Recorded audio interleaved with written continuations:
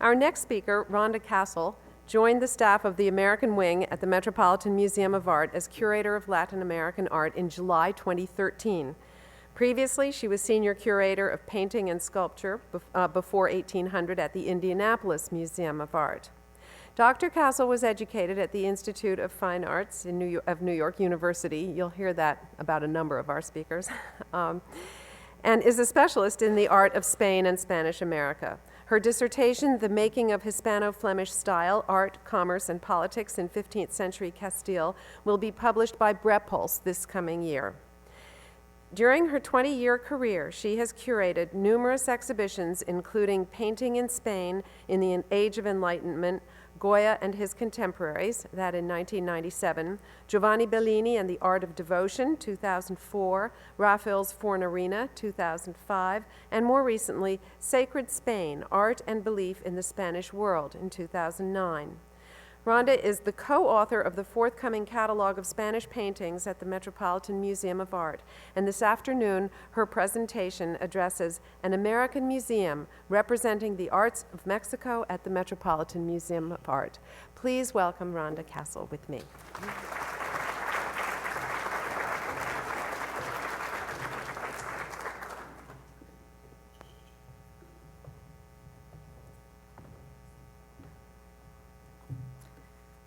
Thank you, Inga, for the very kind invitation to speak today and to delve into the history of a collection that I'm really just getting to know.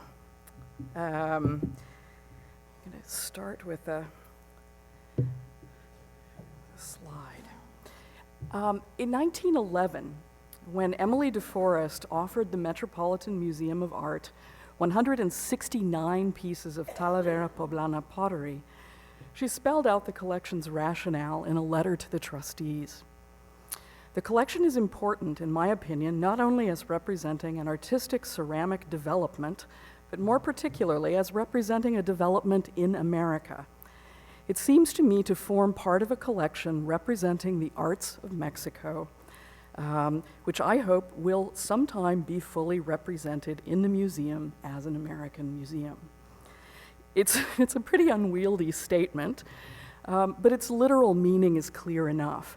Emily DeForest saw the tin-glazed pottery of Puebla as a distinctly North American artistic achievement, and she envisioned it as part of a comprehensive representation of the arts of Mexico at the Metropolitan Museum. Her affirmation that this aim befits an American museum resonates today and stirs debate. This afternoon, I'm going to try to put Emily DeForest's act of generosity into its historical context and also consider some of the ways in which personal interests and institutional goals were intertwined at the Metropolitan Museum of Art in the early decades of the 20th century. Toward this end, I'll share some archival findings that reveal her husband Robert DeForest's determination to see the arts of Mexico represented in the collection of the Met. In the winter of 1904, Robert and Emily DeForest and a party of fellow travelers, including Lockwood DeForest, Daniel Chester French, and their wives, vacationed in Mexico. At the time, Robert DeForest, a lawyer and philanthropist, was secretary of the Met. He would become the Met's president in 1913. Emily DeForest was the daughter of the Met's founding president, John Taylor Johnston. And Lockwood DeForest, a protege of the landscape painter Frederick Church, was a designer of Indian-inspired interiors and furnishings. Lockwood recorded his impressions of Mexico, which he visited more than once, in a 1908 article that accompanied photographs by Henry Revell. He wrote, "There's no country better worth visiting than Mexico. It is very striking, crossing the border from the United States, to note how completely everything changes. Here, there hardly seems anything man has constructed which harmonizes with its surroundings." What's this? Speaking of harmonizing with one's surroundings. Thank you. Where was I? Here, there hardly seems anything man has constructed which harmonizes with its surroundings. There, everything seems to be entirely a part of the country. Calling it more foreign than Europe, it reminded him of the East. Quote, "I could hardly believe that I was not in India." He lauded the natural beauty of the landscape, the color of a Mexican opal, and the picturesque charm of the church towers and tiled domes rising above the towns. Lockwood DeForest's evocation of the twin themes of exoticism and anti-industrialism are not uniquely the views of an aesthetic movement designer. They're rooted in a broader discontent with the modern world that not infrequently found an outlet in an appreciation of Mexico and its art.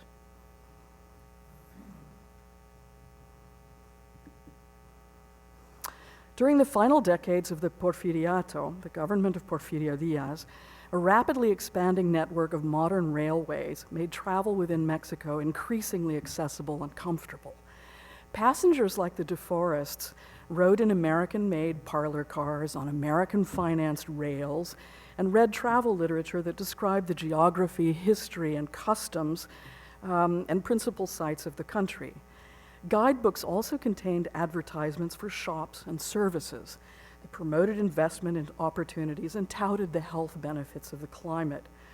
At stops along the way, businesses like the Sonora News Company supplied newspapers, guides, postcards, stereographs, and sundries to travelers. The ad on the right is from a 1903 guidebook, and it directs visitors to two different Mexico City shops specializing respectively in curios and antiques. The DeForest's winter retreat in 1904 mirrored the nearly annual trips made by family friend and relative Frederick Church, who traveled to Mexico 14 times between 1881 and 1900. Church was DeForest's maternal great-uncle. If by the last decades of the 19th century, the aging painter's fame had waned in the US, he remained a celebrity in Mexico, where his activities were chronicled in the English language press, and his favorite destinations were cited in travel literature. Mr. F.E. Church, the great American master, pronounces the dome of Cuernavaca Cathedral to be the most perfect he has seen in Mexico. In 1895, the Two Republics, a Mexico City daily, reported, "One of the great delights of Mr. Frederick E. Church, the celebrated landscape artist, when he is in Mexico, is to shop around the bric-a-brac stores seeking what he may purchase. Sometimes it may be a carved bit of jade centuries older than the conquest, a proof, maybe, of commerce with Southeastern Asia, a statuette of the Virgin by Tres Guerras, sometimes a good bit of pottery, occasionally a book with rare engravings." The article goes on to describe Church's discovery and purchase of the painting by Andres Lopez that you see on the screen. Unfortunately, he cleaned it himself.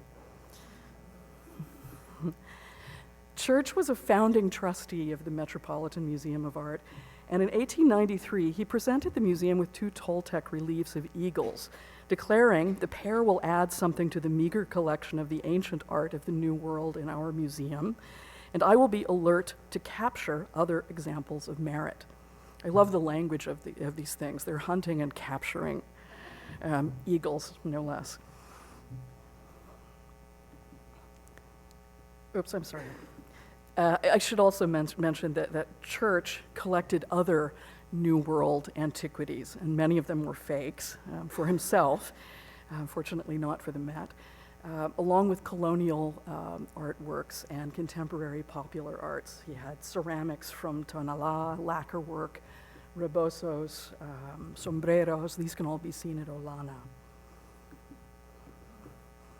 Frederick Church's travels in Mexico and the discoveries he made were doubtless known to the DeForests, world travelers in their own right, who took a similar delight in hunting and capturing the good bit of pottery, whether it was from New England or New Spain. It was during the 1904 trip south of the border that Emily DeForest became aware of and began to collect what she called Mexican Mayolica, and which she initially considered to be, quote, a phase of Spanish art in Mexico. DeForest was an avid collector of European and American folk pottery, and it's important to note that when she bought her first pieces of tin-glazed earthenware in Mexico in 1904, they were thought to have been imported from Spain. The discovery that glazed pottery had been made in Mexico during the colonial period was only published in 1906 by ceramics scholar Edwin Atlee Barber, whose pioneering study was based in part on works collected by Emily DeForest. The pottery purchased by DeForest in 1904 formed the nucleus of the collection that would grow to 169 works by the time she offered it to the Met in 1911.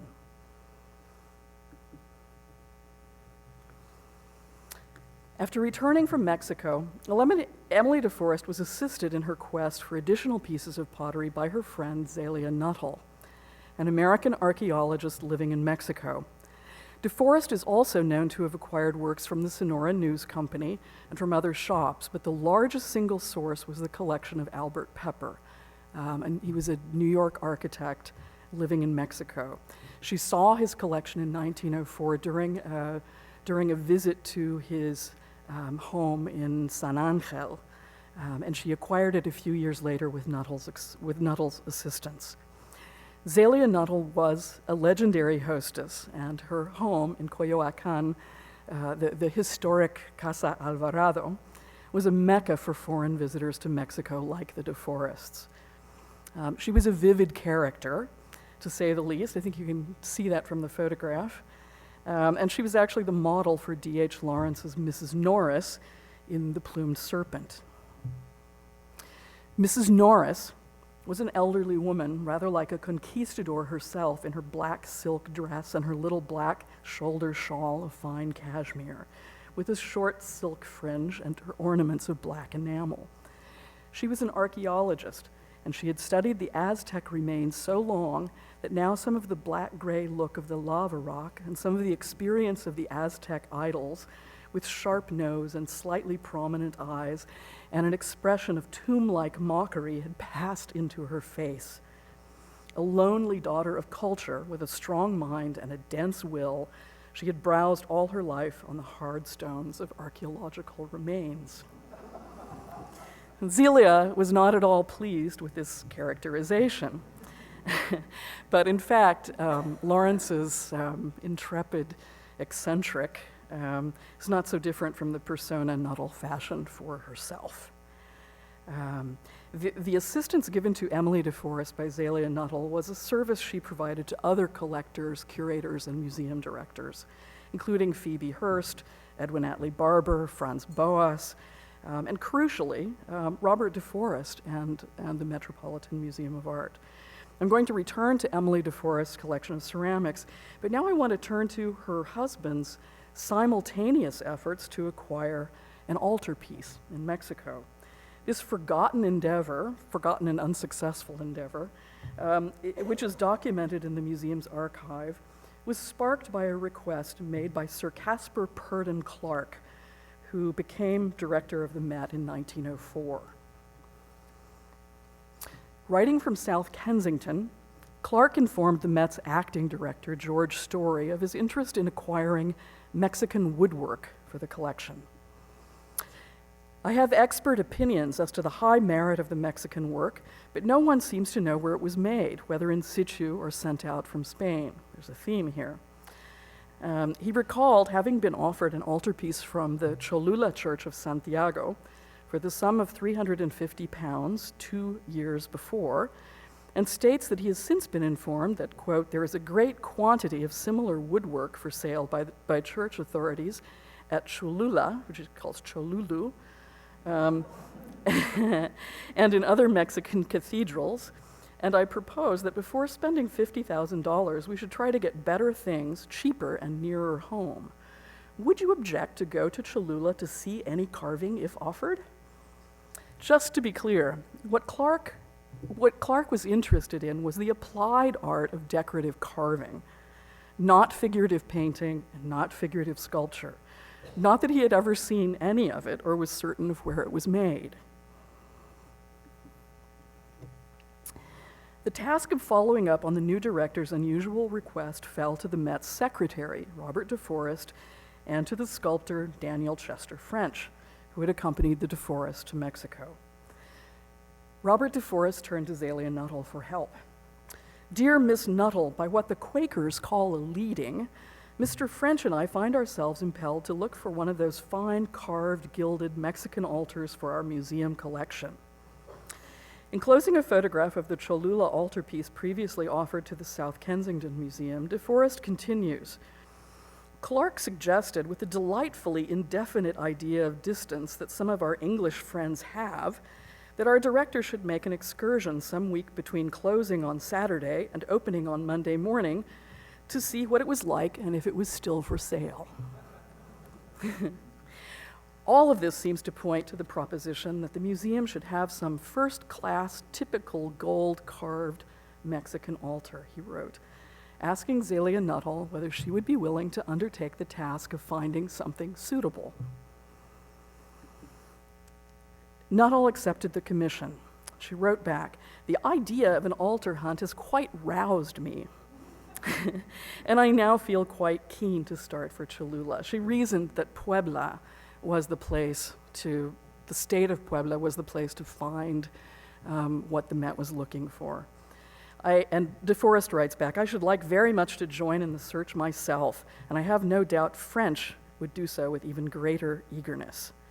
This is the beginning of a lengthy correspondence between DeForest and Nuttall, which at times reads like an epistolary novel. Nuttall's frequent progress reports commend her own ingenuity and enchufe, and describe her encounters with dealers, politicians, and clerics, whom she calls ecclesiastical creatures. And DeForest responded, always, with encouragement, instructions, and a line of credit at a Mexico City bank. There were several false starts. Nuttall soon learned that the altarpiece from Cholula offered to Sir Caspar Purdon, Clark, had been sold to the Sonora News Company, which, quote, had put it to several and sundry uses and made furniture out of some of its parts. An altarpiece in Puebla, deemed a gem by Nuttall, was offered and then withdrawn when the Archbishop prevented its sale. Negotiations likewise foundered for altarpieces in villages near Puebla, in Xochimilco and in Churubusco. Promising to return to the charge persistently, Nuttall writes, "From all sides I learned that whereas it was easy to purchase altars some years ago, it is a difficult matter now, for there is a reaction against selling church property to heretics. While somewhat chastened in spirit, I am still hopeful of being able to secure what you wish." Doesn't look too chastened to me. Robert DeForest responded with more encouragement, insisting that the museum was prepared to pay a large sum of money for a gem, and unwilling to settle for anything less. "I shall redouble my efforts, but is it not unfortunate that just at present the Mexicans should awaken to the fact that if they do not protect their churches, foreigners will carry away their best treasures?"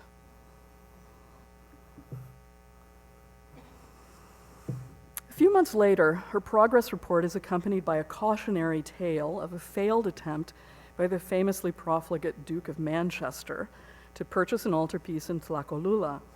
His representative, a dealer from Mexico City, paid for the altarpiece, but when workmen went to try to remove it, a riot ensued. When he and his men proceeded to take possession of the altar, a small riot occurred in the village. Its inhabitants rang the church bell, summoning a crowd, and indignantly claimed that the church and all it contained belonged to them and that the priest had no right to sell the altar. The same altarpiece was offered to Zelia Nuttall, along with two others that the priests were willing to sell, but the Indians would not consent to it. The insinuation that Indians were an obstacle to the enlightened aims of the Met elicited this response from Robert DeForest. "Your story of the Tlacolula altar interested us very much. We know it well. I have a photograph of it, which I took myself. My sympathy is entirely with the Indians. I am glad they intervened and that they intervened successfully. I do not think that anything of that kind should be sold out of the churches which the Indians or other local people wish to keep. This may be putting more difficulties in your path, but as a public institution in a free country, we could not afford to be parties to anything which seemed like a conspiracy to defraud people of their sacred things. Subsequent attempts to secure an altarpiece from a private source, as opposed to an ecclesiastical one, proved fruitless. There were no gems to be found in orphanages and haciendas. Finally, in November of 1906, Nuttall and DeForest found what they were looking for in Puebla. A local dealer named Vicente de Rueda offered them 4 altarpieces from the Church of La Soledad. Nuttall writes, "They're simply magnificent and of the finest I've ever seen. They are in perfect condition, of cedar wood carved and gilded, and the paintings are far above the average in execution and art. They are exactly what I would wish the Metropolitan Museum to own and preserve as a legacy for future generations."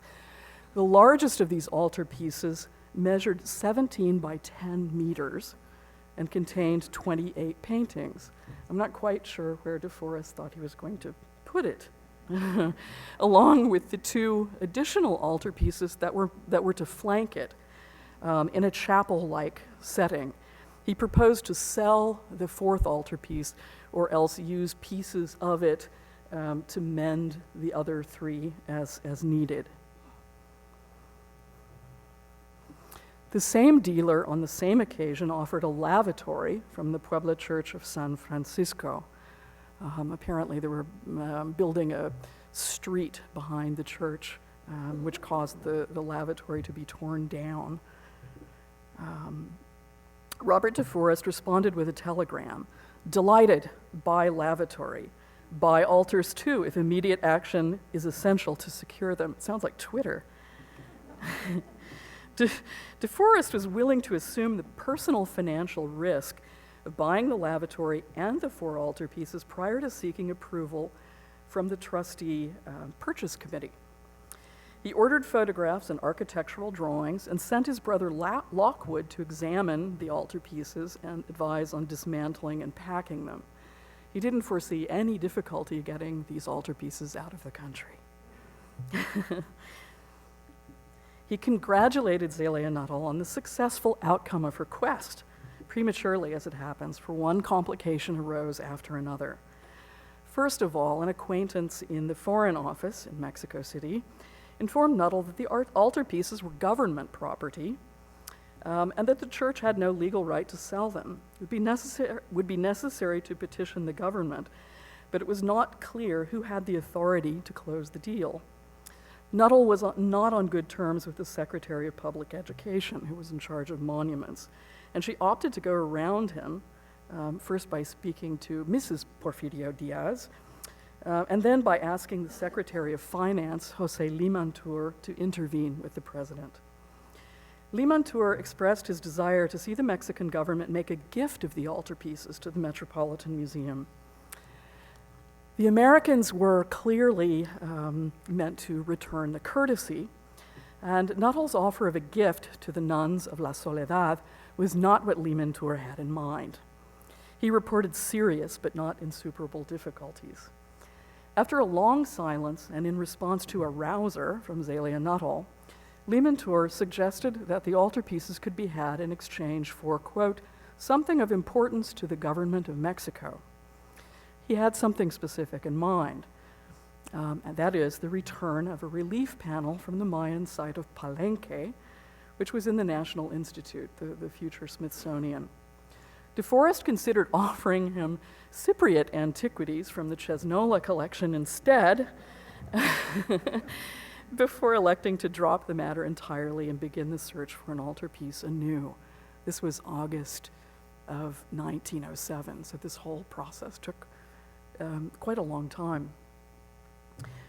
He was so sure that this deal for the altarpiece was going to go through, he instructed Nuttall to begin buying things to furnish the chapel they were going to build at the Met. He envisioned, evidently, something along the lines of a period room, and began to buy things like pulpits and choir books and paintings and sculpture and just about anything you can think of that lecterns, things that might go in a chapel. And this is a receipt from one of the shops that Zelia Nuttall frequented on behalf of Robert DeForest in Mexico City, with this wonderful little photograph of at the top that shows what the shop looked like. Even after DeForest had given up the idea of a chapel, he sought to acquire works of art from Mexico for the collection. This is a Saltillo sarape that was purchased by New York philanthropist Mrs. Russell Sage during a trip to California in 1910. She appears to have been carrying out a commission from DeForest, who was her longtime attorney and advisor. Mrs. Sage was not a collector herself, and she clearly wasn't a wearer of serapes.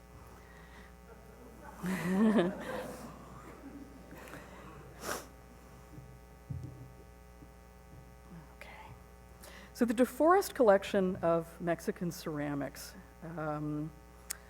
was first exhibited in 1908 at the opening of the Hispanic Society of America, so really on the heels of Robert DeForest's failure to acquire an altarpiece.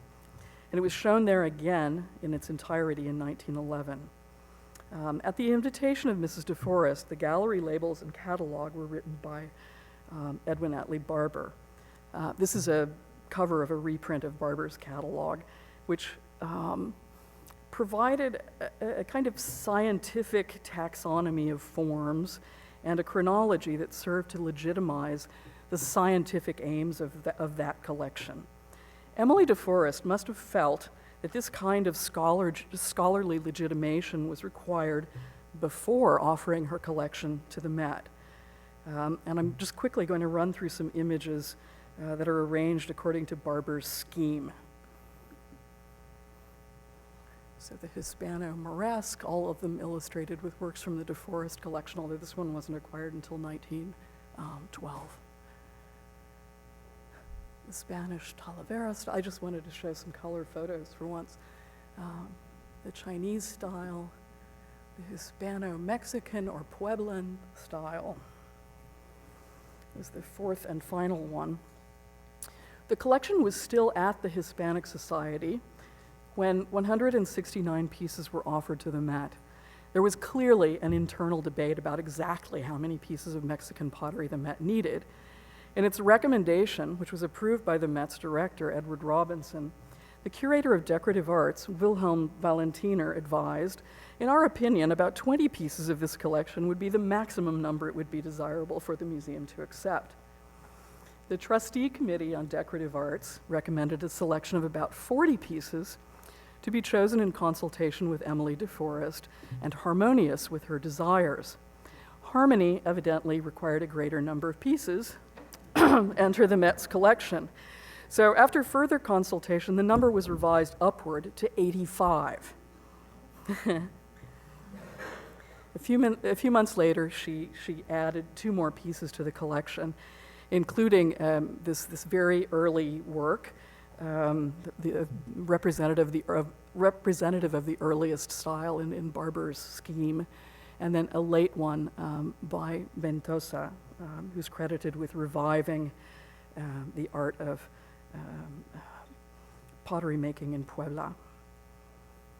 There were additional gifts over the years, mainly tiles, but I think it's fair to say that the DeForest's interest in Mexico waned during the years of the Revolution and its aftermath, especially as they began to conceive of the idea of founding an American wing. Here's an installation shot from around 1927.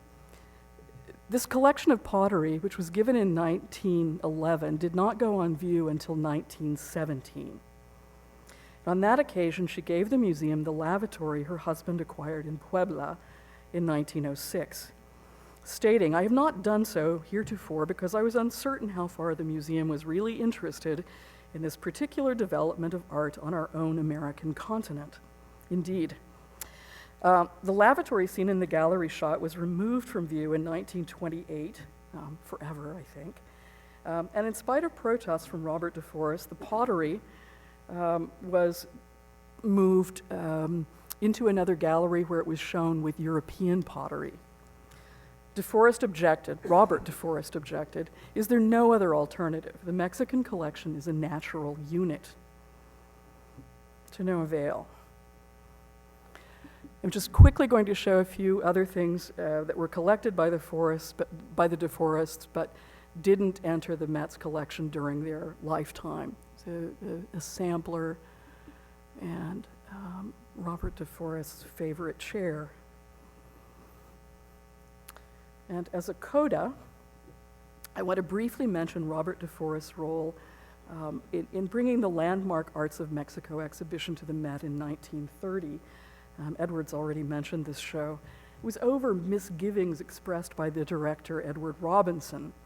The latter did not like the initial prospectus, and he did not change his mind when the show was unpacked. He wrote to DeForest, here he is, I think I ought to tell you that I have now seen all the material submitted as it has been set forth in one of our storerooms, and it is without exception the most atrocious lot of truck I have ever seen offered for a public exhibition. I cannot find that there is one redeeming quality or item in the whole lot. It is certain to bring severe criticism, if not ridicule, upon the museum. Of course, the exhibition is regarded as a landmark, and it was a huge popular success. DeForest disagreed with Robinson, basically saying if you can't trust the American ambassador to Mexico, who can you trust? But he did express regret that the kind of art with which he was familiar and for which he had great admiration had been excluded from the show, including several pieces that he had offered from his own collection.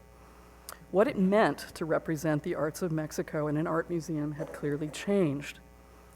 Outside of exhibitions, which were usually separated by decades, the Met never seriously took up the challenge first articulated by Emily DeForest in 1911 to form a collection that fully represented the arts of Mexico, or more properly, New Spain. This does not mean that nothing has been collected. Almost from the beginning, important works from Mexico were acquired to represent, say, the history of musical instruments, or to represent the inventiveness of textile artists, or to represent the artistry of gunsmiths. These were just acquired in 2011. And these were acquired just this year by Nicolas Enriquez, 2 of 5 devotional panels that, 2 paintings on copper for a Spanish-born textile merchant living in Mexico City. So I'll close with these, and thank you for your attention.